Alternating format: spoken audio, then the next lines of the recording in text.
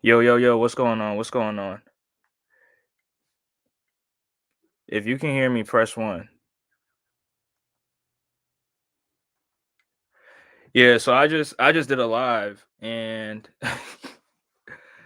the sound wasn't even on and anybody told me that. So yeah, I had to get that I had to delete that. So gotta do another stream. But um yeah, I basically was recapping the Sixers and the Raptors game where the Sixers embarrassingly lost to the Raptors team that had no RJ Barrett, no Brandon Ingram, no Jakob Poeltl, like guys that they were missing starters on the team, and the Sixers still found a way to lose to the Toronto Raptors, right? Even though the Raptors played very very good, but the Sixers had no business losing to the Raptors, right? The Sixers had no business losing to the Raptors, and that was because the best players on the Sixers just didn't show up.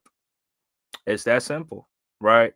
Tyrese Maxey got completely put in a straitjacket by the Raptors, making things very, very difficult for him.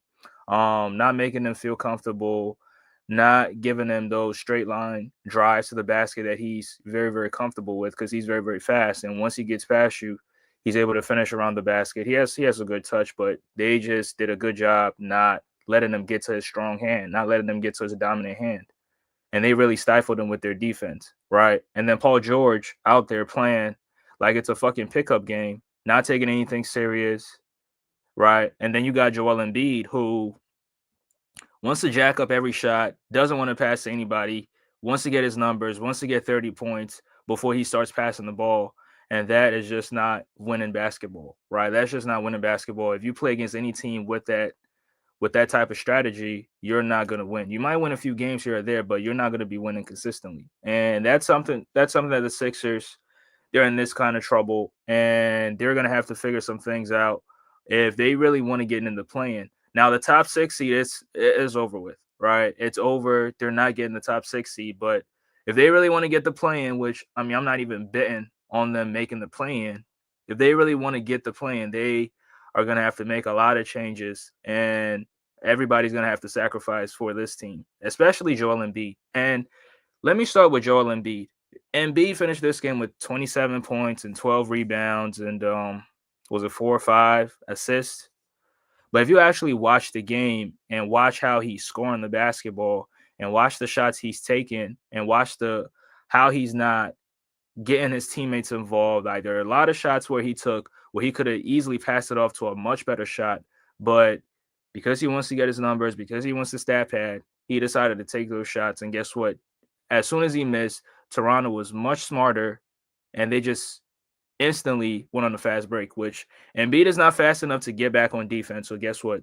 You're always playing 5-on-4 in situations like that. So Embiid at this moment, with him being hurt, the best thing for the Sixers to do is just bench him, right? The Sixers just have to bench him because he's hurting the team offensively and defensively, right? Offensively, he can get his numbers. Okay, that's cool. But as a team, he hurts the offense because he's not getting his guys involved. And as a result, the players are not in any kind of rhythm whatsoever, right? And Paul George has been a huge he's really been at a disadvantage because of that. Right now, Paul George at his post game interview, they asked. I mean, he did say that it's a huge challenge playing with Joel Embiid, but and that's because Embiid is not really getting his guys involved, and that's why. Right now, you have to give Paul George some of the blame because sometimes how he plays is just not good enough. In terms of the shot selection, right? Has some terrible shot selection. Doesn't really get out and transition as much with the team, so he's not able to get a few of these easy baskets sometimes. So you got to give him some of the blame as well because he's out there playing lazy. As much as Embiid is playing lazy, he's playing lazy as well. Right now, we understand he's 34 years old. He can't get up and down the floor like he once did, but at least you got to show some effort, right? And then Nick Nurse also not drawing up plays for him. That really hurts him very, very much, right? Now, Tyrese Maxey, like I said, they put him in a straitjacket. They stifled him with the defense, and they didn't make him feel comfortable at all. And then he was also missing shots. right? A lot of threes that he took, he just missed them because he was not in any rhythm whatsoever because the defense from the start was very, very good, right? Toronto, give them a lot of credit. Toronto played a very, very good game despite missing a few of their players, right? Missing RJ Barrett and all those other guys, Jakob Poeltl, Ingram. They still played a very, very good game, right? And it started from Scotty Barnes, right? It started from the head coach, but the players on the floor started with Scotty Barnes and then Davion Mitchell, and then you had also other guys making shots. Grady Dick was making shots. Pause, but yeah, he was making shots, and then they had other guys also on the team. I think Agbaji, right? He made some shots. Also played some very, very good defense as well on Paul George, on Tyrese Maxey, and also as a helper, he was really doing a lot for that team. Now, people don't really respect the Toronto Raptors because, I mean, yeah, their record is not that good. We understand that, right? The record is not that good, but they have some good, some good pieces on that team. They have some good players on that team that they can play. They're very, very good. They're very, very talented, and they play with effort every single possession. Right? They don't take any plays off. They're giving it 100% every single time. Now the talent level is not there, but the effort, like the effort and the will to get things done offensively and defensively is just there. And sometimes if you're playing against a team and you're not willing to do the little things in order to win, guess what? You're going to lose that game, right? And the Toronto Raptors really showed that last night. They proved that the Sixers may be talented individually and as a team and on paper, but they made it a point that the Sixers were not going to outwork them. And the Sixers did not outwork them in the game. They got every rebound that they could get their hands on. The returning the Sixers over, getting in the passing lanes, making things difficult, making Joel Embiid see two or three guys when he caught the ball at the nail, and also overcrowding the Sixers' airspace every time they got at the 3-point line. So they did a very, very good job, even though it was not consistent. They had stretches where their defense was so good, especially to start off the first quarter.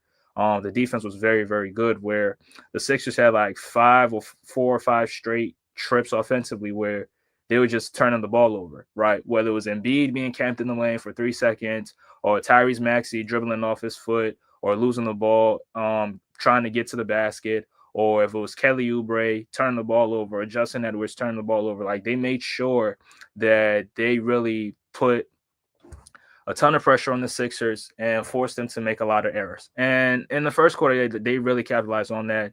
And as a result, the Sixers offense went cold, and they were stuck at 4 points for a very long time before, again, halfway through the first. That's where they started making shots. Joel Embiid was able to make some shots and find his way at the free throw line as well. And then other guys also were making shots. Now, Justin Edwards, like I said, I really like him a lot. I like his game a lot, but in this game right here, offensively, he didn't really do a lot. He didn't really do anything impressive. Didn't really play a lot of minutes, but also, when he was handling the ball, which I expected him to be a much better ball handler than what he showed last night.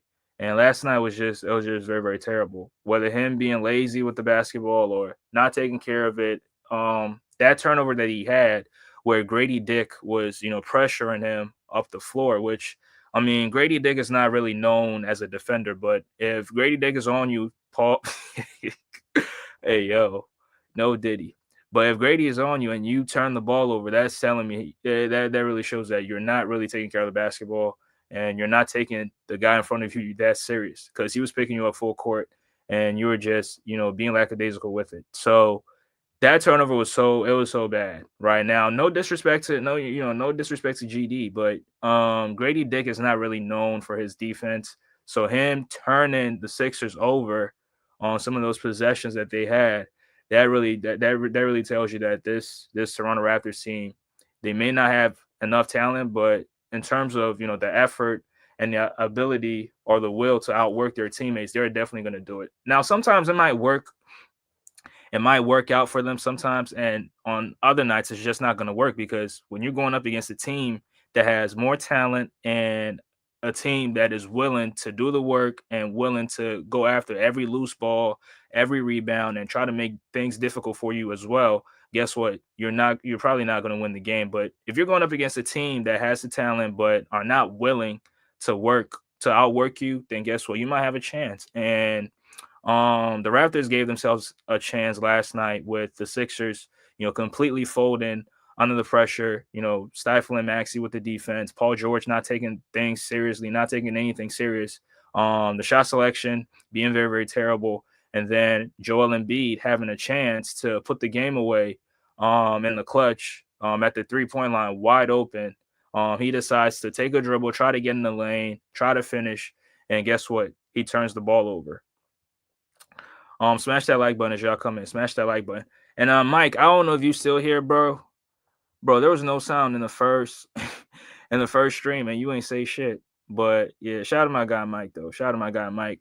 And BJ was here too. He didn't say anything. I didn't even realize I was muted. But yeah, shout out to y'all, bro. But yeah, the Sixers battled. They tried to make a run, and they did make a run in that second quarter where Nick Nurse took out Paul George and took out Tyrese Maxey, and then put in Quentin Grimes and Jared Butler. Now those two guys they really impressed me a lot, right? Shout out to those two guys, Quentin Grimes and Jared Butler. They came off the bench and they were a huge spark for the Sixers and helping the Sixers go on a run and then eventually, taking the lead in the second quarter, right? And a lot of those points came in transition, right? A lot of those points came in transition because the Sixers were doing to the Raptors what the Raptors did to the Sixers in the first quarter, where they were just turning the Raptors over, forcing them to make some tough shots, getting in the passing lanes and picking up some of these passes. And sometimes the ball control was just not there, and then they'll end up turning the ball over, right? Scotty Barnes, had a few turnovers in the second quarter, other guys as well. Immanuel Quickley, shout to Immanuel Quickley. There's been conversations on who the better player is between Immanuel Quickley and Tyrese Maxey.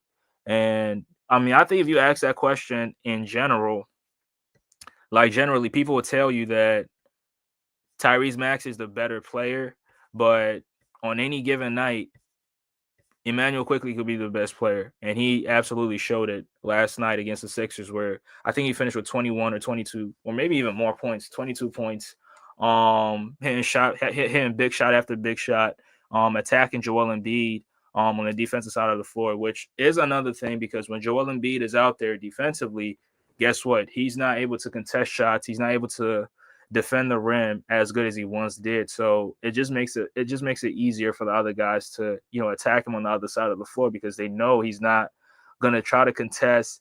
It's like he's playing very, very lazily, right? He's playing very, very lazy. And I get it. Like he's not trying to do too much to where he ends up hurting himself or putting himself in a difficult spot where he has to put a lot of weight on that left knee. Like if you watch him play, like when he goes up for a rebound, he's not putting a lot of weight on that left knee, and we all know why. It's surgically repaired, and he's currently dealing with some things with it, right, with the knee swelling, the inflammation, and all that. So we get it, right, but it really hurts the team, right? It hurts the team because you have to give it everything you have in order to, contest shots or go for rebounds or, power dribble or play in the post. But if you're not able to, put any weight on that left knee, guess what? It puts the Sixers at a very, very disadvantage because you're not playing hard enough.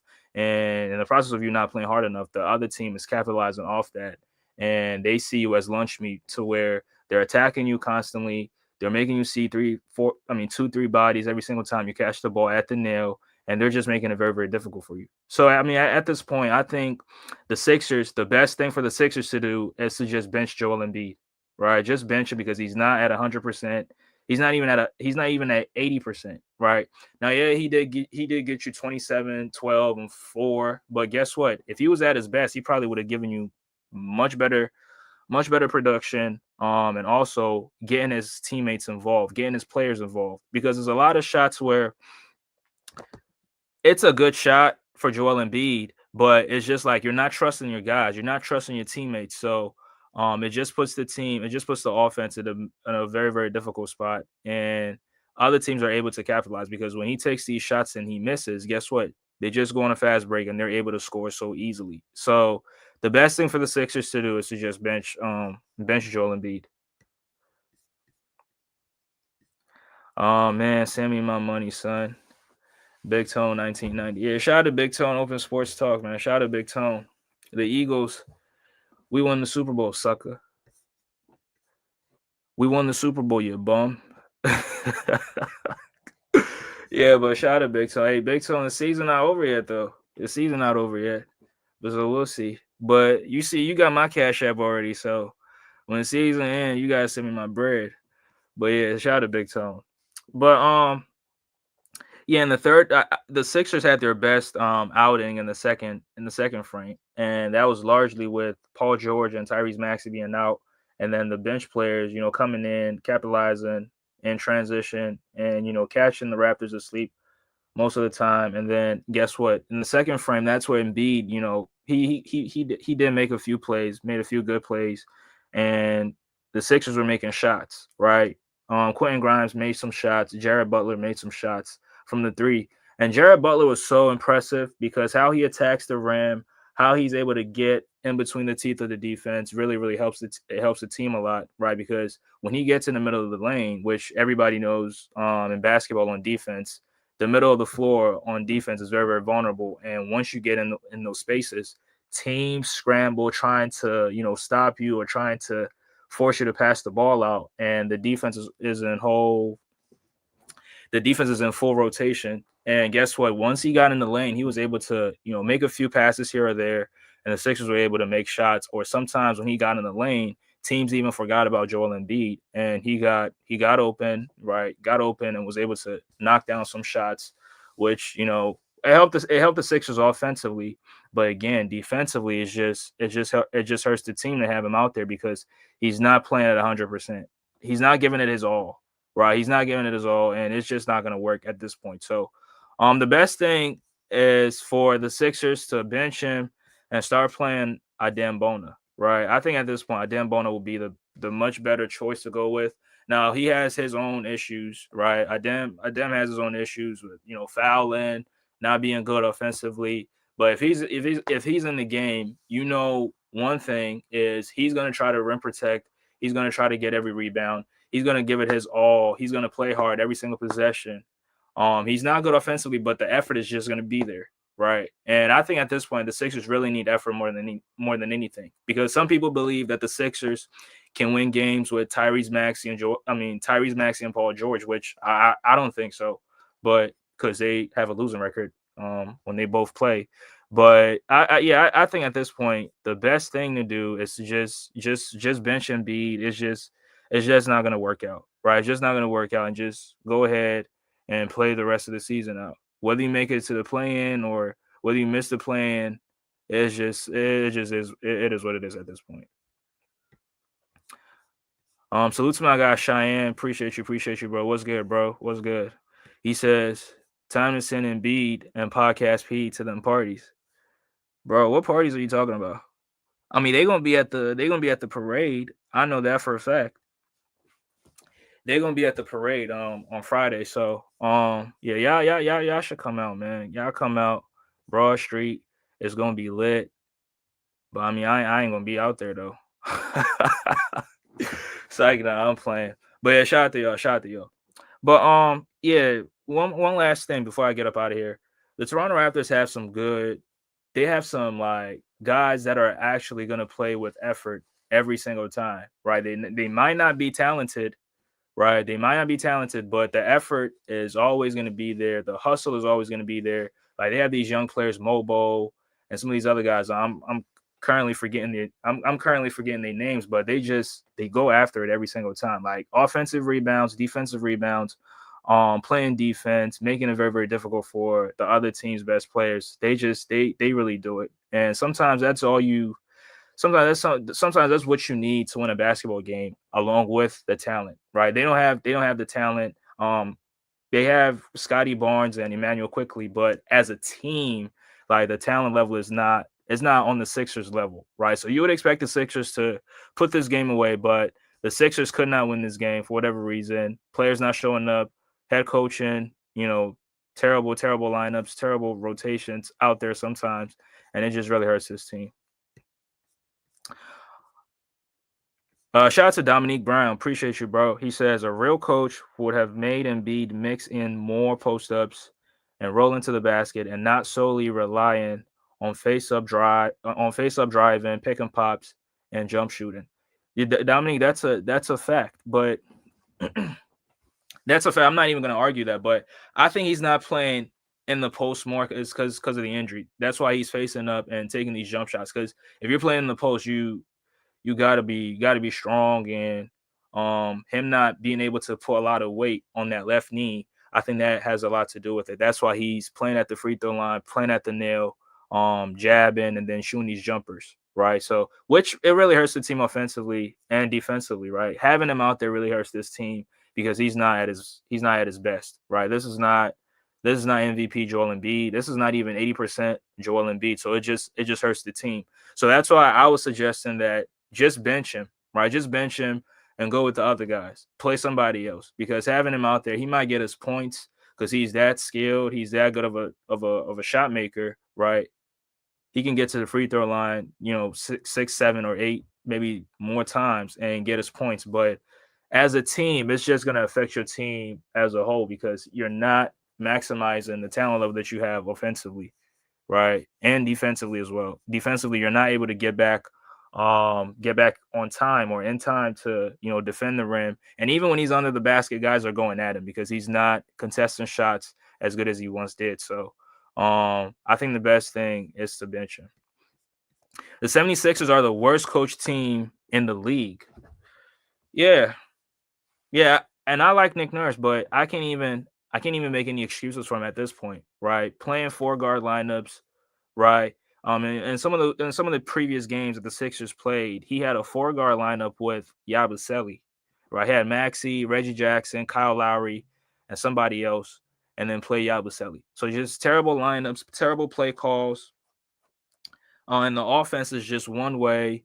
There's no player movement within the offense, limited ball movement within the offense, and that's all coaching, right? That is all coaching, and I don't think people give now Sixer fans are blaming Nick Nurse, but the outsiders, they don't really like the outsiders are not really going to care about the head coaching, right? If the team loses, they're just looking at the best players, which is fair, but sometimes you got to question the head coach as well. And Dominique, I'm glad you're bringing this up because people are not really calling out Nick Nurse, right? People are not really calling out Nick Nurse as much as they should. And I like Nick Nurse, but when it's time for me to criticize him, guess what? I will criticize him. I'm not going to make any excuses whatsoever for him, right? So, but with this loss, the Sixers lose 4 games in a row. They lost to the Heat, lost to the they lost to the Heat without Jimmy Butler. They lost to the Detroit Pistons without Cade Cunningham. They lost to the Bucks without Giannis, and then they also lost to the Toronto Raptors, who were missing um, RJ Barrett, Brandon Ingram, and they were missing Jakob Poeltl as well. So Raptors, one of the worst teams in the Eastern Conference, missing 3 of their best players, and the Sixers still found a way to lose to this team. It's showing you that the Sixers team is not good enough. Um, and a lot of things have to change. And I think one of them is Joel Embiid has to get benched.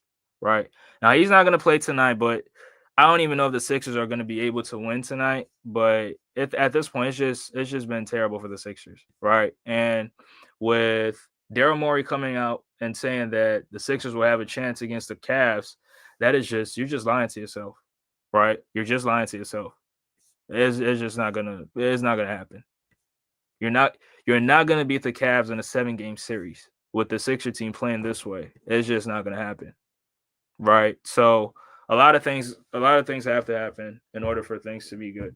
But Dominic, I dropped the link. If you want to come in and give me your thoughts on this team, not just the Raptors game, but the last 4 games, you're welcome to do so. You can hit the link. And if anybody else wants to hit the link, you can go ahead and hit the link. But it's been terrible for the Sixers, right? It's been terrible for the Sixers. Bad plays, players not showing up, bad rotations, and the list goes on and on, right? The list goes on and on.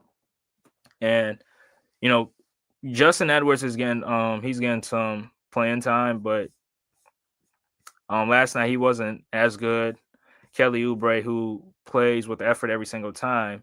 Last night he did score a few points here or there, but the total impact was just not there. And I mean, sometimes the leadership out there on the floor from Joel Embiid is just not there because he's not getting the most out of his teammates. Right? As a leader, you should be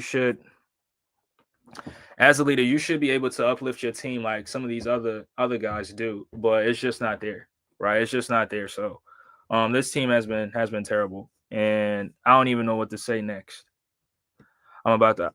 All right, bro. I got you. Yeah, yeah. But yeah, these 4 losses.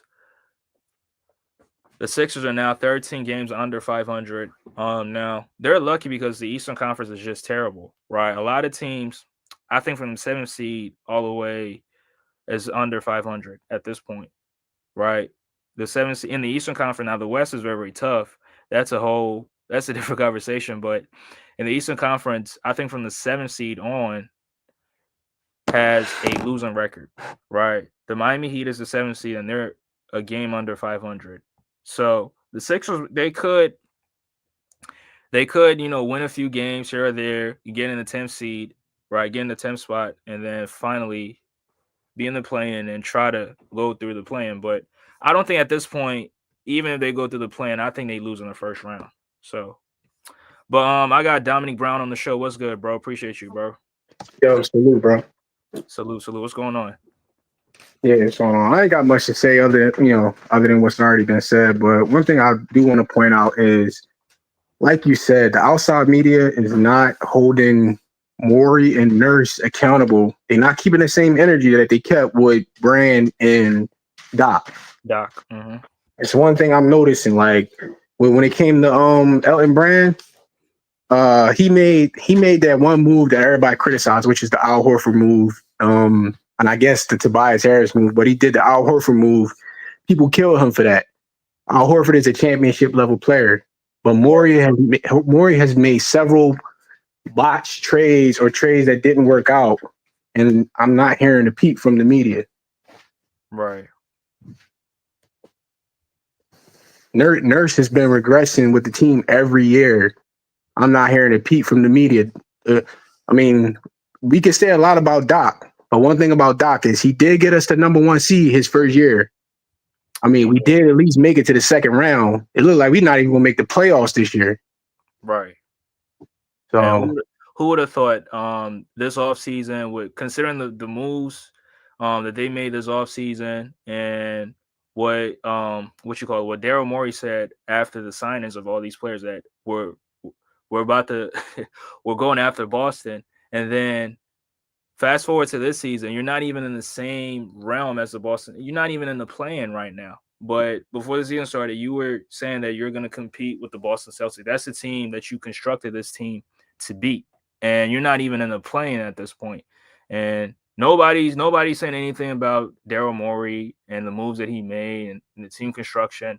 Nobody's giving any blame to Nick Nurse playing 4 guards in the game, along with Gershon Yabusele, who's 6'8", 6'9", who's not even a center. Nobody really criticizes these guys, and I'm asking why. I'm asking why because, like you said, Dom, if it was Doc Rivers, they would criticize him, right? You had JJ Redick go on national TV calling out Doc Rivers.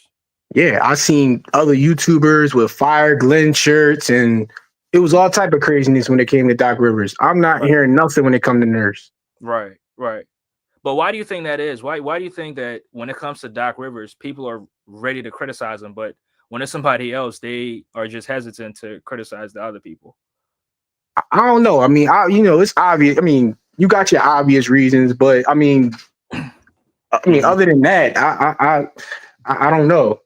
I mean, I do think Doc Rivers deserves some legitimate criticism, but people take it to another level when it comes to Doc, and I just don't see when it comes to a lot of these other coaches who have equal, if not worse, resumes than Doc Rivers. So, yeah, I mean, I really don't know. Yeah, that's true. But let me ask you about the Sixer team right now, and what do you think they should do with Joel Embiid as of right now?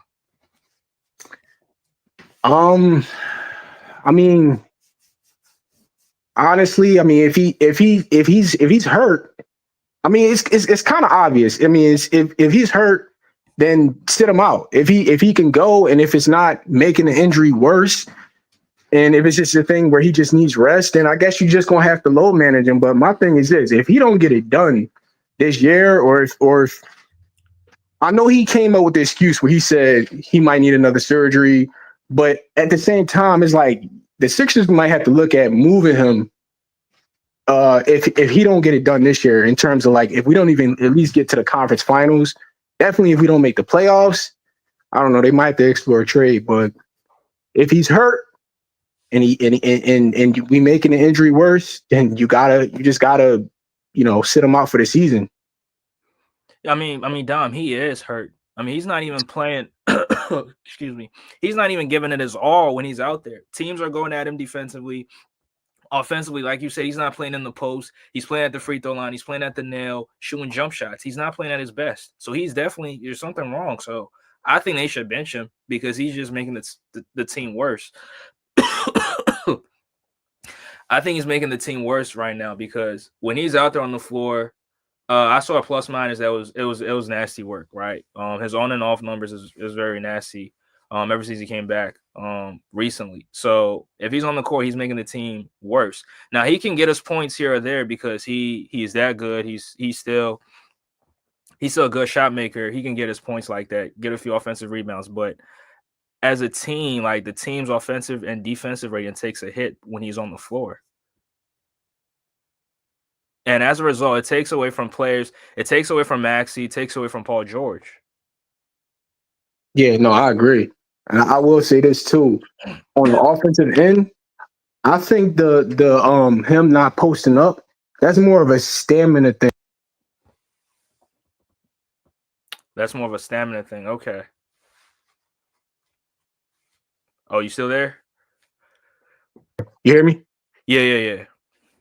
All right. Yeah. So he doesn't want to run from court, from basket to basket. He rather run from the 3-point line to the opposing basket. It's a stamina thing. Because in terms of injury, you actually avoid an injury when you post up, because Right. you're not banging knees with guys in traffic. He's not going for these crazy layups where he got to fall on the ground and hurt himself. So I don't know how any coach can sit there and coach this team and let this man keep picking and popping like that, and keep facing up. I get it. You got to mix it in sometimes. You're not going to always be able to post up. They're gonna double team you and stuff like that. You want to have different stuff in your package. But for that to be 100% of his game is negligence as a coach. That's why I know Nick Nurse is not a good coach. Nobody in their right mind would sit there and let this man. He's 7'2". They list him as 280. We know he's probably he's probably 300. Right. So just from the weight alone, he can post up guys. It don't even gotta be like using his full strength. Just from the weight alone, just like Jokic do. Jokic uses his weight, and he could do something like that, but he's not doing it. I don't know, man. This dude. Right. To me, they should have been got rid of the coach, but that's just me. Yeah, I think by the end of the season they'll probably fire him at this point because this shit is just terrible. Nobody saw this coming. They losing the teams without they best players. Right. Without the best players, without their second and third options. It's like, come on, man. That's clearly coaching. Right. But Dom, Nick Nurse wasn't as bad his first year though. Because Embiid was going nuclear. That is a fact. He was putting up Will Chamberlain type numbers that first year, and he was going. I got the Pull Up Basketball Podcast in the building. What's good, BJ? Talking about that bum, huh? Yo, BJ, what's up with you? Talking about that bum on the screen, huh? Salute, Dom. Salute, y'all. Yo, salute, BJ. Salute. Andre, you know I was gonna go in and going on your boy, right? I'm giving you the opportunity, man.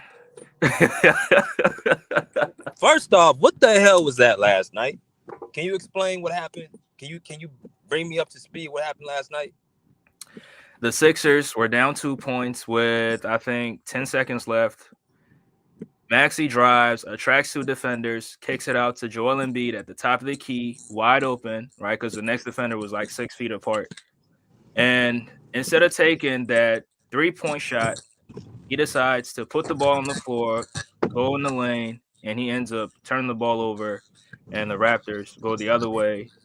Grady Dick gets fouled. He gets to the free throw line, makes 2 free throws. Do you have the picture of the distance from Joel Embiid to the next defender in Toronto in the paint? Do you have that picture? No, I don't have that picture, but I mean, you just gave us a picture of it. If the next defender was in the paint and he was at the 3-point line, that's a pretty good. That's a wide open shot. That's a wide open shot. And why did he take the shot? Maybe he felt like he could get the easy shot and potentially get an and one. I mean, that's my only explanation. How is it an easy shot when you had defenders all clogged up in the paint? Because he's much bigger than the defenders. But you said wide open. What better shot is than a wide open shot?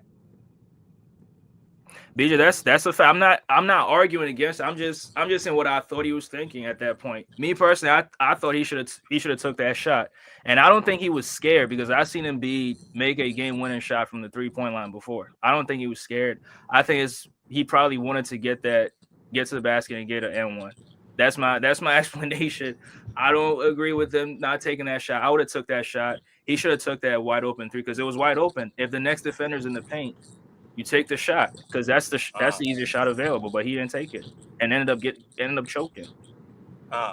Okay. So how many shots did Joel Embiid take yesterday? 19, I believe. Okay. How many threes? 5 threes. 5 threes. Okay. So he's pretty known for taking outside shots, right? Right. Now, would you agree though that Joel Embiid, he's the reason why the Sixers are where they at right now? He's a part of it, but yeah. Who's the other part? Coaching, Maxey, Paul George, the role players not stepping up. It's a collective effort. It's not just Embiid. Does he have the majority of the blame? He has the majority of the blame. Okay. Because I've been watching y'all all year, man. And from Maxey calling him out to Shaq saying he don't want to play back-to-backs, he ain't going to win until he's serious, to Nick Nurse wanting to pull his hair out, he looks old every other game, to Kelly Oubre getting into an altercation with him. And in the newest report from Keith Pompey, writing an article that Paul George comes out and says it's an adjustment playing with him. So it seemed like to me everybody is saying Embiid pointing at him to being the problem. So how much blame do you actually put on him?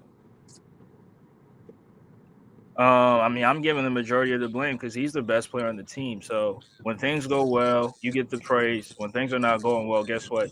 It's on your shoulders. So, like you always say, you got to take responsibility at that point. So I'm giving the majority of the blame, but I'm just not putting everything on him. That's what I'm saying.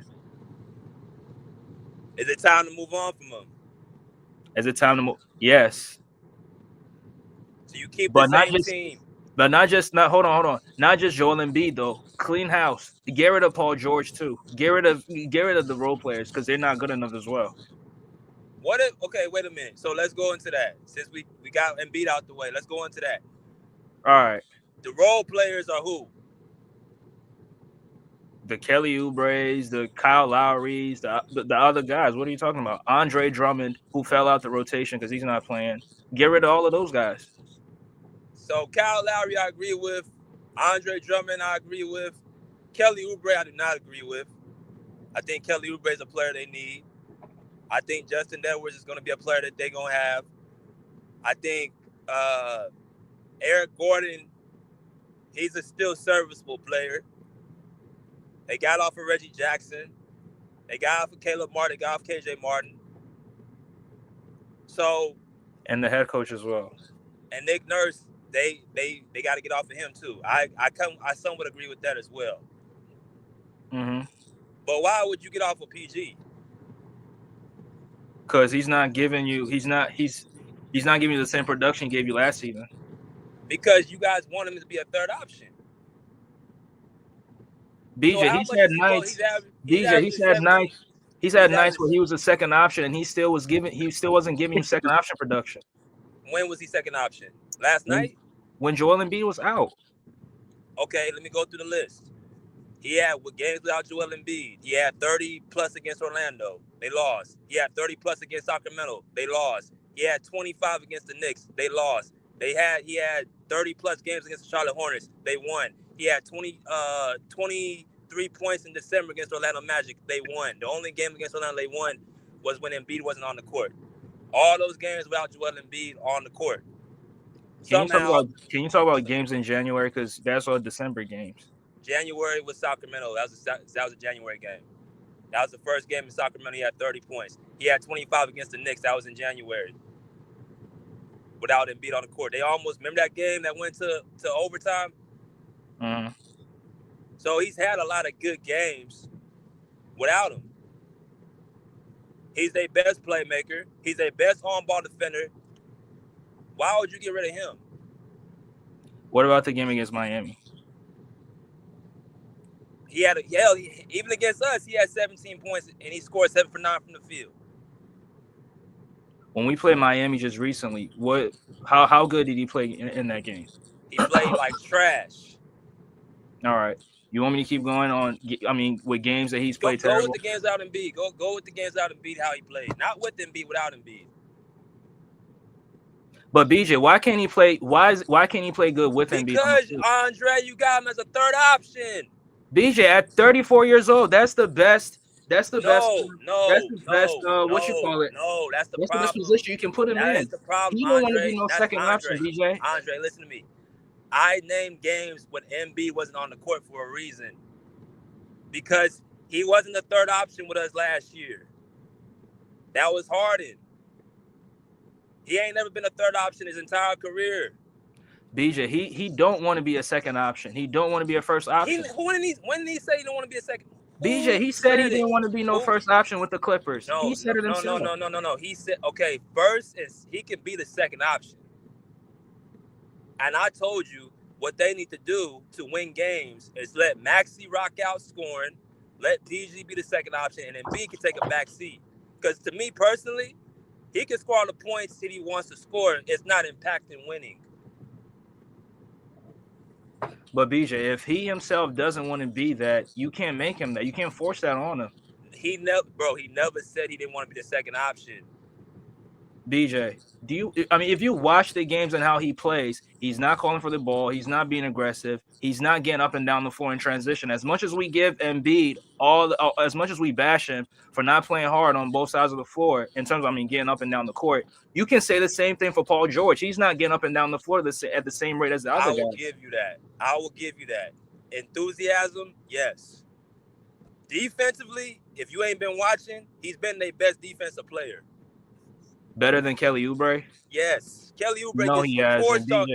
Kelly Oubre gets torched on defense. BJ, so is Paul George. Paul George got torched by Scotty Barnes and Grady Dick last night. Pause. Grady Dick catch and shoot threes is not getting torched. But he didn't get out there. He didn't get out there to close out on because he's helping. Bro, that's a team defense. I'm saying one-on-one defensively on the perimeter. That's been your best on-ball defender. He plucked the ball out of Scotty Barnes' hand to give y'all an opportunity on the same play that Embiid passed the ball. Scotty Barnes is an all-star caliber player. Yes, he's gonna get his baskets, but you can't say that he's not been y'all best defensive player and y'all best playmaker. DJ, the best defender, you got to give it to Kelly Oubre with the amount of effort that he plays with. I don't know what you're watching. And even Justin Edwards, you gotta give it to those guys. Justin Edwards gets torched on defense too. BJ, PG gets torched as well. Everybody gets torched on defense. Justin Edwards ain't even had a large enough sample size to even be the best defender on the team. He just got into the rotation 10 games ago? But the defensive assignments that he has is much bigger than Paul George's defensive assignments. He starts off guarding the best players. He starts off, yeah, that's true. He takes off the load. but he ain't the best defender on ball. So BJ, he takes the load, and then Paul George takes the bones in the clutch because Justin Edwards and Kelly Oubre. There's a reason for that. So what's the reason? The reason because you put your best defensive player on the best player at the end of the game in the clutch moments. There's a reason for that. Nah, BJ. The reason why he gets on them in the clutch is because sometimes Justin Edwards and Kelly Oubre be in foul trouble. So that's where Paul George comes in because he's fresh. He's not in no foul trouble. He can guard some of these guys. I'm not saying he's not good, but those guys are doing it much better than he is right now. That Justin Edwards and Kelly Oubre, like you just answered your own question. They're in foul trouble. They're guarding guys they can't guard. Nah, BJ, they're guarding players that have the benefit of the whistle. If you're guarding Damian Lillard, he's gonna get the foul call. Oh yeah, I'm glad you brought that up, man. Justin Edwards got destroyed by Damian Lillard. Absolutely torched. Okay. As a rookie, I mean that's fine. What about games where Paul George got torched? I'm saying there's more games that he has been their best defender. That's what I'm saying. There's no denying that. Overall, he's been y'all best defensive player, and he's been y'all best playmaker. I want Dom to get in here because I don't know how Dom feels about this. Because I mean, the best Bring him defender. Yeah, Dom. Yeah, go ahead, bro. No, I think what it is y'all both right. It's more like PG. He's not the best player. Like his play doesn't match his contract. That's the only reason that you would get rid of him. He's not a bad player. And also, too, he's a rhythm player. Like, he needs to get in a rhythm. If he's out of rhythm, everything about his game is going to be off. When he's in rhythm, he looks great. But the problem with this team is he can't get a rhythm. Embiid is in and out the lineup. You got a bunch of other guys, a bunch of other role players in and out the lineup. Kyle Lowry, so he can't really, and he's also been in and out the lineup, so he can't necessarily get a rhythm. And that's the important thing for Paul George. He need to be in rhythm. That's true. But the only reason you would get rid of Paul George is because of his age and the contract. But outside of that, he's definitely the third best player. I mean, if you want to put McCain in there and say McCain is better than him, okay, but no,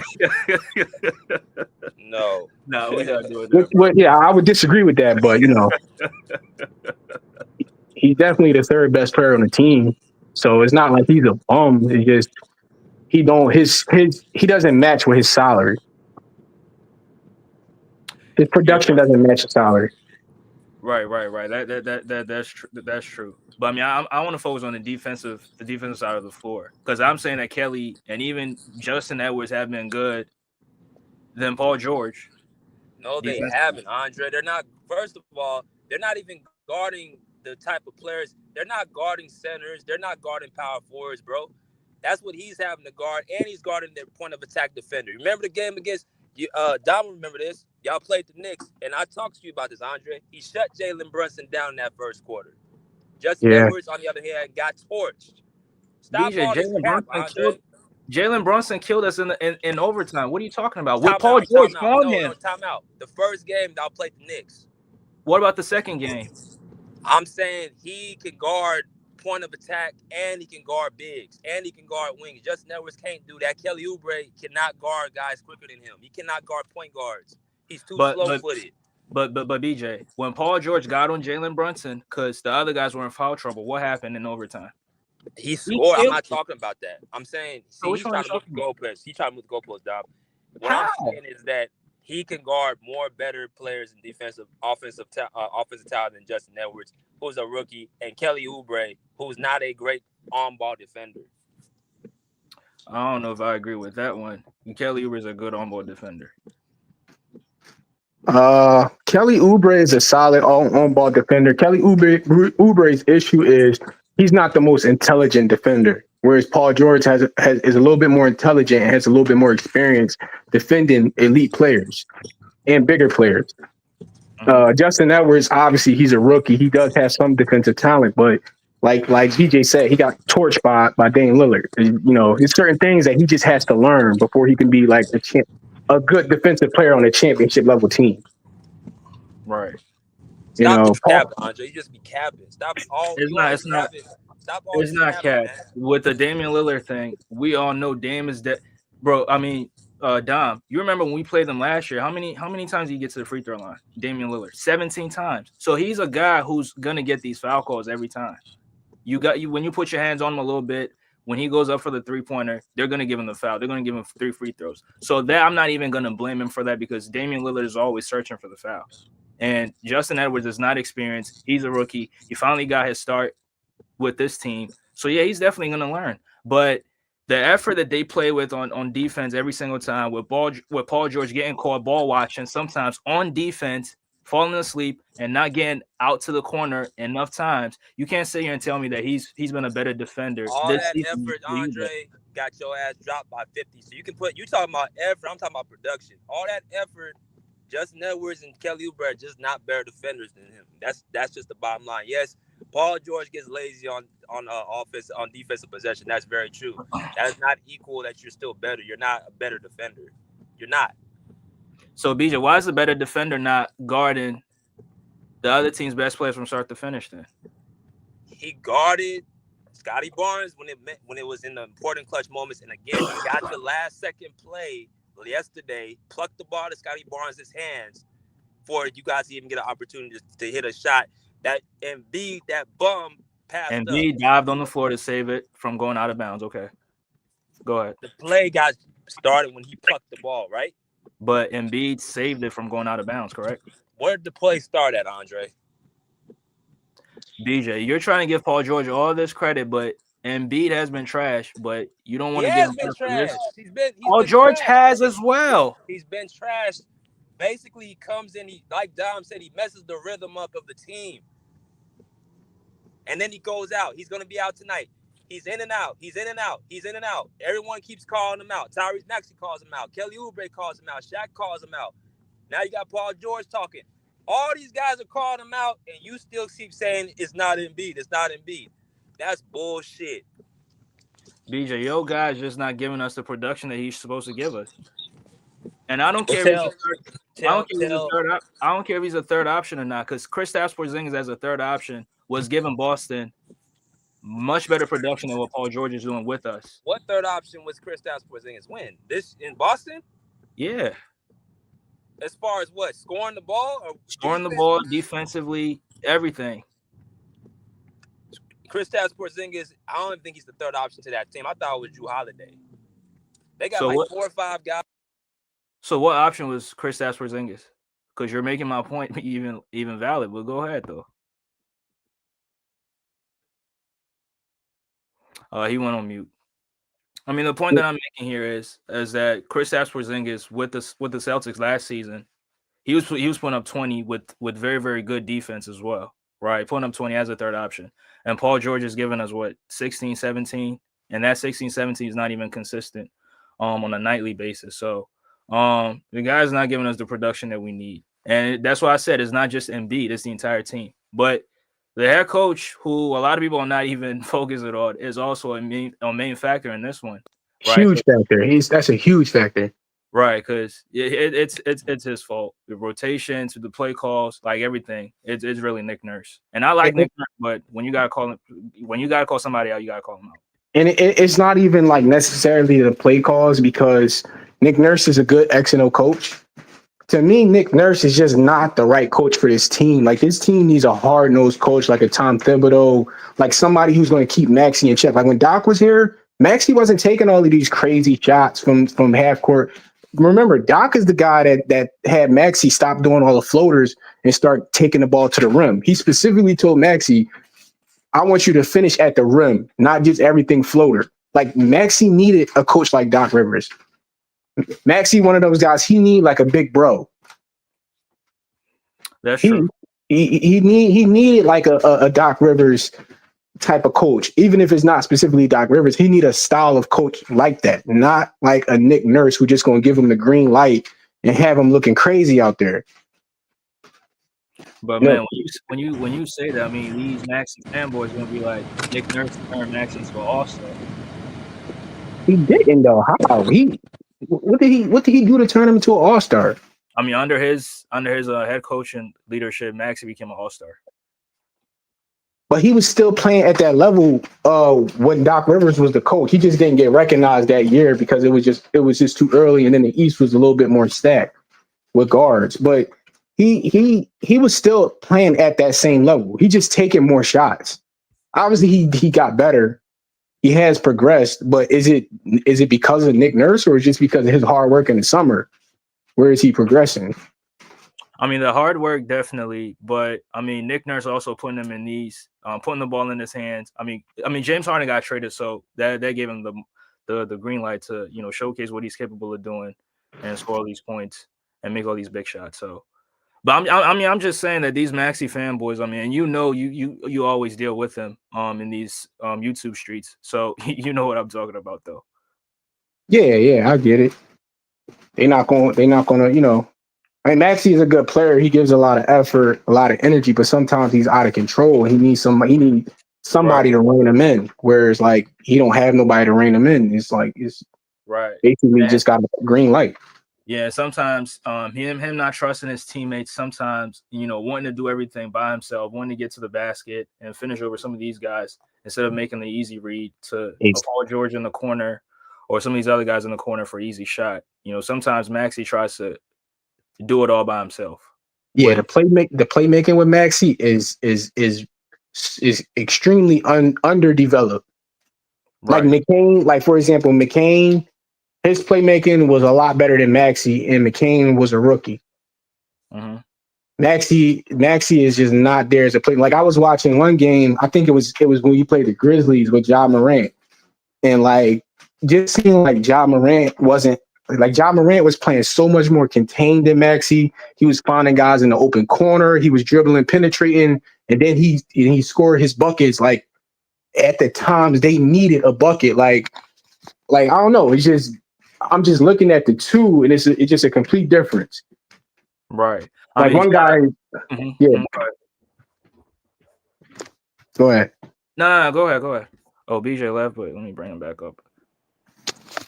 Hey, when it you say KP was a third option? Kristaps was in, yeah. How? Did he not put up 20 in the regular season? The dude is how many games did he play? I don't know, but I know he put up 20. Bro, that dude was unavailable just as much as Joel Embiid. You can't call him no third option, man. In the regular season, yes. In the regular season. How many games did he play? Couldn't have been. It could have been. BJ, come on, man. Get your facts straight. Because I don't know how many games he played, but I know for a fact that he put up 20, which is one of my biggest reasons why I was really confident in Paul George as the third option, because I said he's a much better offensive player than Kristaps Porzingis, so he should be giving us close to 20. If not 20, it should be close to 20, and he's not even doing that. Now, he's been hurt, so you got to give him the injury excuse sometimes, but on certain nights, his performances is just not good. You don't want to give him that he's been in and out the lineup just like KP, but you want to give it to KP, but you don't want to give it to PG. But BJ, KP was still performing. He was still performing at a good enough level. He averaged 19 points last year, man. BJ, he averaged 20. I remember it was 20 because I remember Jason Tatum put up 26, Jaylen Brown put up 23, and then he was putting up 20. I'm not looking at it right now, but I know for a fact that it was definitely 20.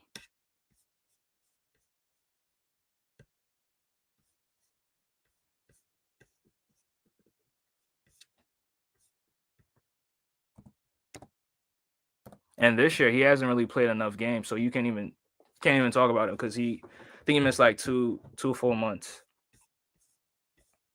So yeah. But Paul George this season, games. This year, KP's played 28 games this year. And how many points is he averaging? What's his production? He's averaging 19 points this year. So it's still better than PG, right?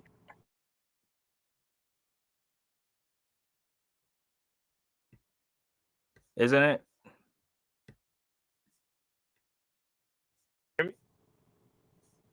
BJ, PG's production and efficiency has been down from last year. Because he's a third, bro. What do you not understand about him? If you're a third option and you playing with beyond Maxey and Embiid, of course you're not going to score the same amount of points. That's why I'm telling you, why would you put him as a third option? BJ, Every the time man don't. Embiid's off the court, and I told you this, every time he's off the court, he plays better without Embiid, bro. Dude's a stopper. Literally a ball stopper. No one touches the rock when Embiid's in the game. And then his ass don't want to get up on the other court. He trots back on the court because he's hobbled. So that covers for you defensively. But BJ, I got PG is not being sacrificed my as game aggressive for as he you should be. offensively and defensively. So what? What? PG is not being as aggressive as he needs to be. What I'm Even telling you, can you hear? you going in and out.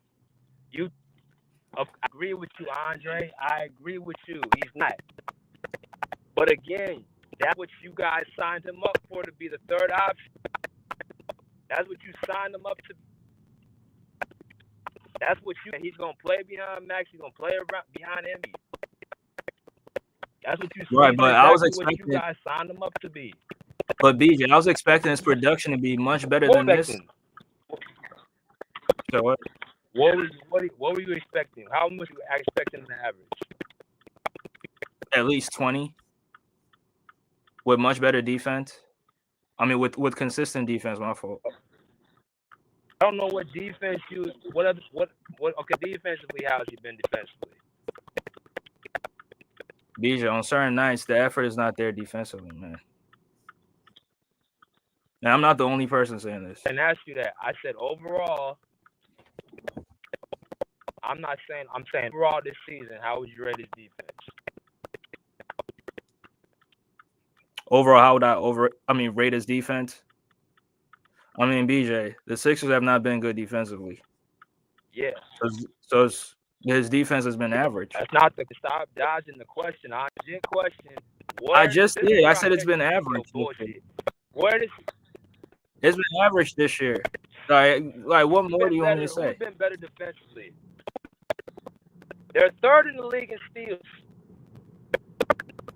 BJ, you going in and out. Did you know that?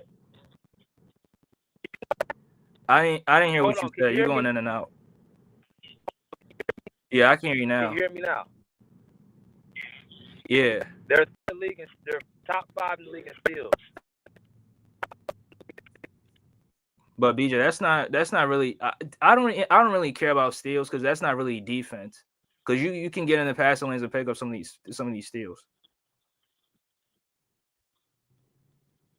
Because they're 30 in steals, but guess what? They're bottom 5 in defense. You from scoring me.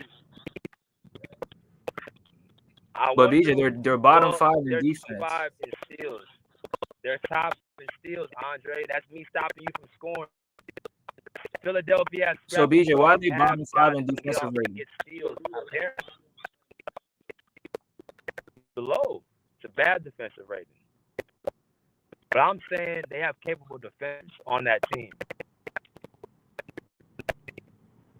I mean, BJ, I agree with you. Yeah, they have capable defenders, but they're not bringing a night in and night out. I agree. Biggest reason is because your best player ain't there night in and night out. See how that works? Of course they're inconsistent because the guys inconsistent. But why should you need Joel Embiid? How do you want to twist this?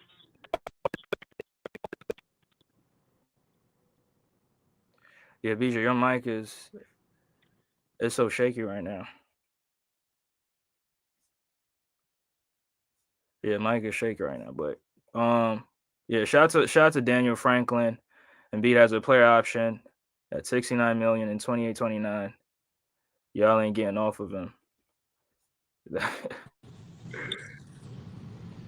What's good, BJ? What's the last thing you heard? You said something about Embiid, and that was about it. Yeah, you inconsistent because your big guy is inconsistent. He's in and out the lineup. BJ, I'm talking about the defensive effort. That's partially that, and that's just partially just putting effort on the other side and having defensive guys on the court. You gotta remember, you had a bunch of old guys like Kyle Lowry and Reggie Yeah, Jackson and Eric Gordon on the court, and that Mm-hmm. actually hurt y'all defense as well. Right. So I'm saying, all I'm telling you is that Embiid needs to sacrifice. Everybody else can sacrifice but him. That BJ, I'm not He's disagreeing the only with one that. that won't sacrifice his game. BJ, I'm not disagreeing with That that. 28. I don't know why the life of me this dude won't give up some of his shots for somebody else. Maxey had 5 points last night. 5. Max, he was getting locked the fuck up, man. They put the clamps on him. Some of that, but also They told him that weak ass straight line drive to the basket. You're not getting that shit tonight. They locked his ass up. I agree with you on certain possessions, but I also saw Maxey being more of a distributor and sacrificing. Last night? Yeah, last night. I mean, I don't know, man. I don't know about that one, but all I remember is he got locked up. And Emmanuel quickly destroyed him on a head-to-head. That's what I remember. And that's why I say you can't get rid of both. You can't really get your whole team, bro, and build around Maxey. You said what? I said Maxey can't be the only person. Like, you can't blow up the team and get rid of Embiid and PG. I said Embiid because he's been there long enough. But I seen Maxey and PG put up some great performances together. BJ, Maxey and PG can't even win games. They have a losing record. They have a losing record when they're role player. Andre, their role players, it wasn't just Embiid. Y'all were missing like 5 dudes out that lineup. And even with that, y'all still were losing close games. Against Sacramento was a close game. Orlando was a close game. New York Knicks was a close game. Those were close games. Y'all weren't getting blown out. Y'all beat Cleveland, the best team in the Eastern Conference, without Embiid. Right. So what are you talking about? They can't win games without him. Because they haven't done it. That's the only thing we can go off of. I mean, Embiid's trash, man. He's trash. I'm gonna tell you something else. BJ, so is PG. PG's been trash. I'm gonna tell you something else. I don't have an issue with you calling Embiid trash, but if you're not gonna keep the same energy for Paul George, then what are we doing? I will give him the same energy as far as this. With Paul George, I would tell Embiid, say, man, I'm the second option here. You can be the third option. That's the only thing I fault him for. Because Embiid ain't it. Nigga, you ain't done nothing. You ain't even been to the conference finals in 10 years. I've been to 3 of them. BJ, that has nothing to do. That has nothing to do. Why am I taking a backseat to you? BJ's 34. He's 34 years old. That's not old. So what is that then? That is you being somewhat a still productive player. You don't get 212 and say that you washed, or you saying that you're not this, that, and the other. 212, a supermax contract, bro. You ain't past your prime. I don't know what this 34-year-old. BJ, stop. He's not in his prime anymore. He's not in his prime at all, but he still has capabilities to give you 20. He just did it last year. He did, yeah. That's true. So why he not doing it this year? Because he's the third option, Andre. BJ, that don't matter. Kristaps Porzingis was giving you 20 with the Celtics last year. Stop making excuses for Paul George. He's taking a back seat to Embiid and Maxey because that's what you signed him up to be. He's not going to average what he did until you tell him, okay, it's okay for you to be, you are the second option on this team. But until then, you're going to continuously see him on the court, on the side, with Embiid in the game, with his hands on his hips, taking a back seat because that's what you signed him up to be. BJ, Kristaps Porzingis, like I said, was giving you 20 with the Boston Celtics playing with Jaylen Brown and Jason Tatum. How different is that playing with Joel Embiid and Maxey? Paul George has just not been good enough. I'm glad you asked. Maxey Embiid is a ball stopper. He doesn't move the ball. So is Tatum, but go ahead. He takes more shots than he takes more shots than Tatum and Jaylen Brown. For one, let's start there. He's taking shots away from everybody else. Tatum and Brown don't tend to do that. Tatum and Brown plays within the offensive flow of the game. The ball's moving. Derek White, how you think Derek White was able to average, like, what he averaged last year? Probably like 14 or 15. As a fourth option, right? How much did Jrue Holiday average last year? Like 12, 13? Yeah. So everybody's getting a chance to eat. That's one, the ball's moving around. And B, do you see that? Hey, but why are you blaming the center for the ball not moving? Why are you not blaming the head coach? Why are you not blaming the lead guard? Is Dom there? Hey, Dom, are you there? Yeah. Where does the ball stop at? Who stops the ball in the Philadelphia 76ers? Who stops the ball?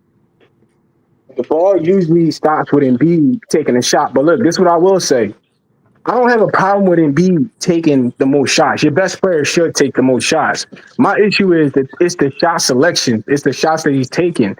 Why are you taking three-pointers and long mid-range shots or trying to dribble drive into the lane? Why don't you play more in the post? Draw the defense in and then kick it out to your guys. It's almost like if Shaq was shooting threes. If Shaq was shooting threes and shooting middies, where does that leave Kobe? It's like it's not that he's taking the shots; it's the shots that he's taking. That's how I look at it. It's the shot selection. And how long have Sixer fans been complaining about that? For a minute. The only time you've seen like kind of an improvement is when James Harden was here, because we actually had a real point guard. Now we don't have no point guard, so it's like we have nobody to actually control the pace and distribute the ball. You said Maxey was distributing, but really Maxey just be passing. He ain't really distributing. He's just passing. Mm-hmm. Do you think Embiid sacrifices? Not enough. He need to sacrifice more on the defensive end. That's what he needs to do. And see, that's my thing. Like, I can't tell Thomas if he's hurt or he's not hurt. I can't exactly. Tell. And they nobody knows because the organization is not honest with the fans. Like nobody knows. Man, it's not that hard, bro. Like, you don't got to score 30 points. You ain't got to score 28 no more. You can score 22, 21 points, bro, and give your effort on the defensive end, bro. This dude can't even protect the rim. Like, I was telling Andre last night, I'm like, guards just be driving to the basket, just right into his chest. Right. And typically what Embiid used to do, he used to let the guards like drive. Like he was like show in the paint, the deter, but he won't like chase after blocks until the fourth quarter just to keep himself out of foul trouble. But now he's not even doing it in the fourth quarter. He's just giving up open drives to, everywhere. Yeah, man. I don't know. It's just, I mean, and Chicago is right in front of y'all, and they lost last night again. Like they're just trying to give y'all the 10th spot, and y'all just been dropping games. Like, I mean, yeah, right. Y'all should win against Brooklyn tonight. I would expect, but I mean, you never know. No Embiid. Well, Embiid, I don't think he ain't playing tonight. Nah. So, like I said, they gotta get it together, or else they're gonna be. I think they'll make the play in, but I just don't think with Embiid's mindset that's not gonna lead them to a championship. I just don't see that. I just don't see it.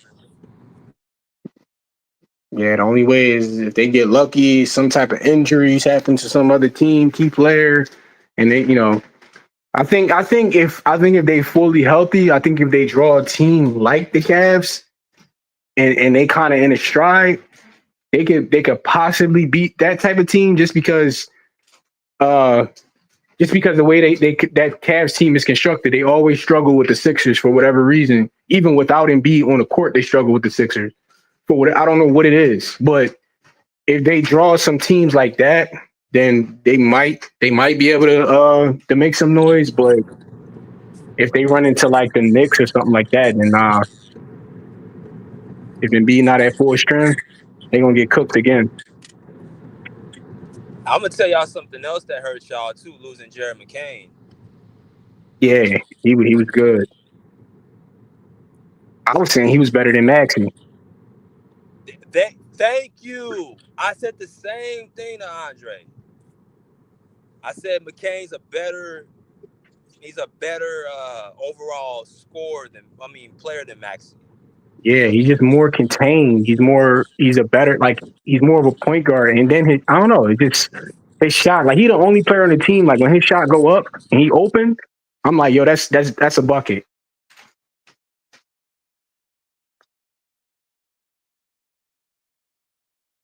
Same way I feel. But all right, fellas, I just want to drop in a little bit. I want to see Andre cap for his guy. Yeah, I'm gonna dip out too, man. Salute to the chat. Salute to Andre. Salute BJ. Salute y'all. Salute. Salute. I'm looking for a charger, man. Oh, man. But yeah, that was Dom and the Full of Basketball Podcast, BJ. Y'all can go sub to his channel. Very, very great content over there. Yeah, but yeah, this team has been terrible, man. And I don't know, me personally, I just don't see them doing anything special this year. It's just been terrible. They got a game tonight against the Brooklyn Nets, so we'll see how that go. But they could even lose tonight, so who knows? But this team has been terrible. I think Embiid should be benched because he's really hurting the team when he's out there on the floor, because it's just a lot of things that he's not doing defensively that really hurts the team. Right, it really hurts the team, and then offensively, not getting back on defense quick really hurts the team as well. So, I just think they should bench him. It's unfortunate, but I think that's the best situation, the best solution possible. My fault. But yeah, I'm gonna end the live right here. Appreciate y'all for tuning in. Salute to my guy, Rap God Reloaded. Old Man was in the building as well. Shout out to him. Shout out to Daniel Franklin. First time seeing you here. Appreciate you. And salute to Dom, man. Salute to Dom for stopping by and chopping it up about the Sixers. We'll see where the Sixer team goes, but 29 games left in the regular season. We'll see how it ends. But appreciate y'all for tuning in. We'll catch you guys on the next one. Peace.